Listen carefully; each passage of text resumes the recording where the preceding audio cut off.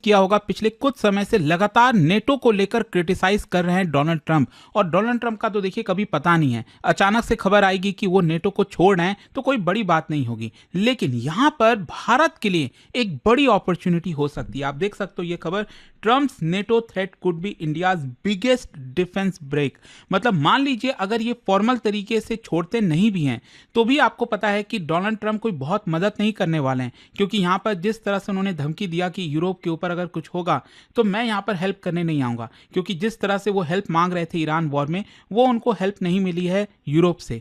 तो इसी की वजह से यहां पर भारत के लिए क्या बड़ी अपॉर्चुनिटी है वो मैं आपको डिटेल से बताऊंगा। चलिए शुरुआत करते हैं। देखिए सबसे पहली बात है कि why is Trump threatening NATO. क्योंकि क्या है ना, नेटो के जो अलाइज हैं उन्होंने यूएस के एक्शन को सपोर्ट नहीं किया। इनफैक्ट आपने देखा होगा यूके के जो पीएम है किर स्टारमर, उन्होंने ये तक कह दिया था this is not our war.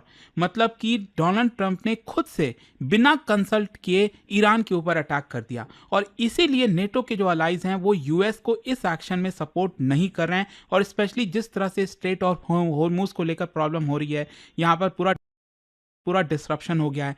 तो यहाँ पर रिसेंटली हुआ क्या था कि डोनाल्ड ट्रंप यही कह रहे थे कि आप भी आइए, अपने शिप्स को भेजिए और जो स्ट्रेट ऑफ होर्मुज की सिक्योरिटी है उसको बढ़ाइए, अदरवाइज जो ऑयल के दाम है वो बढ़ते जाएंगे। और साथ ही साथ जो मिलिट्री एस्केलेशन है ईरान के खिलाफ, तो इन सारी चीज़ों में यूरोप के जो अलाइज हैं उन्होंने डोनाल्ड ट्रंप की मदद नहीं की, and that is why US और यूरोप के बीच में एक बड़ा ट्रस्ट डेफिसिट आपको देखने को मिलेगा। अच्छा, यहां पर एक और चीज समझिए, नेटो क्या है एंड क्यों ये इतना इंपॉर्टेंट है। नॉर्थ अटलांटिक ट्रीटी ऑर्गेनाइजेशन 1949 में बनाया गया था, बेसिकली वॉर कॉन्टेक्स्ट में, क्योंकि कोल्ड वॉर के समय आपको याद होगा यूएसएसआर और अमेरिका, ये दो पिलर्स थे, दो पोल थे एक प्रकार से, और इन्हीं के इर्द गिर्द चीजें होती थी। तो नेटो के अंदर आप देखोगे ना तो 30 से ज्यादा कंट्रीज देखने को मिलेंगे, जैसे कि अमेरिका में आप देख सकते हो कनाडा हो गया, यूएस हो गया, फिर इसके अलावा यूरोप में यूके, फ्रांस, स्पेन, जर्मनी, ये सारे देश आपको देखने को मिलेंगे। और रिसेंटली जो यूक्रेन को लेकर भी हुआ 2022 में, जो पूरा वॉर स्टार्ट हुआ यूक्रेन और रशिया के बीच में, तो वो भी तो नेटो को लेकर ही था ना। यूक्रेन चाहता था कि नेटो का सदस्य बने, लेकिन रशिया ने यहाँ पर साफ साफ मना कर दिया था। तो इसमें 30 से ज्यादा कंट्रीज हैं, और इसका जो सबसे इंपॉर्टेंट प्रिंसिपल है वो है कलेक्टिव डिफेंस का। मतलब इसका जो आर्टिकल 5 है वो ये कहता है कि अगर एक भी देश पर अटैक हुआ तो वो सभी नेटो कंट्री पर अटैक माना जाएगा। अच्छा, ये बैकबोन क्यों है, मतलब कि यूरोपियन सिक्योरिटी के लिए बहुत इंपॉर्टेंट है अमेरिका।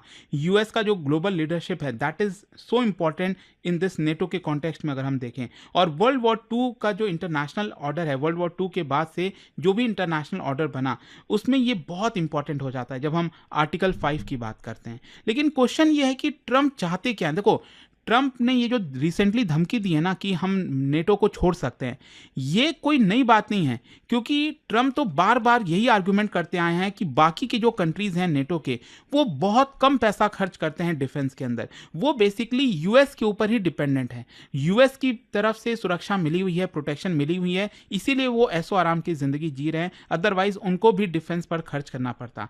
एंड इसीलिए उन्होंने कहा कि ये अनफेयर बर्डन शेयरिंग सिस्टम है, कि यहाँ पर अमेरिका ही ज्यादा एक्सपेंडिचर का भार जो है वो क्यों उठाए, सभी को इक्वली उठाना चाहिए। So this is not a sudden decision, ये बेसिकली जो कंसिस्टेंट स्ट्रैटेजिक पोजीशन रहा है ट्रंप का, उसी के अकॉर्डिंग आपको देखने को मिलेगा। अच्छा, क्वेश्चन ये भी आता है कि अगर यूएस नेटो को छोड़ देता है तो ये क्या होगा, इसका मायने क्या है। देखो, ये बहुत ही बड़ा टर्निंग पॉइंट होगा। एक तो जो सिक्योरिटी डिपेंडेंस है वो कोलैप्स हो जाएगी, क्योंकि यूरोप आज के डेट में पूरी तरह से यूएस ट्रूप्स के ऊपर, यूएस की जो न्यूक्लियर अम्ब्रेला है, यूएस का जो रैपिड रिस्पॉन्स सिस्टम है, उसी के ऊपर डिपेंडेंट है। और अगर यूएस इससे बाहर हो जाता है, मतलब यूरोप की पूरी जो सिक्योरिटी है वो बहुत बड़े खतरे में आ जाएगी। फिर दूसरा क्या होगा कि स्ट्रैटेजिक शॉक होगा यूरोप के लिए।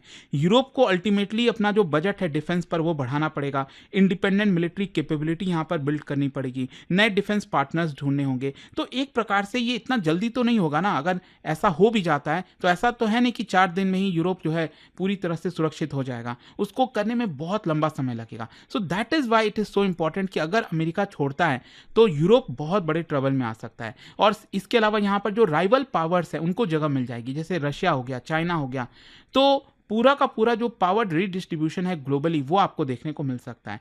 और एक इंपॉर्टेंट चीज है वो ये है कि जो यूएस लेड यूनिपोलैरिटी बनी हुई थी उसको वो समाप्त हो जाएगा।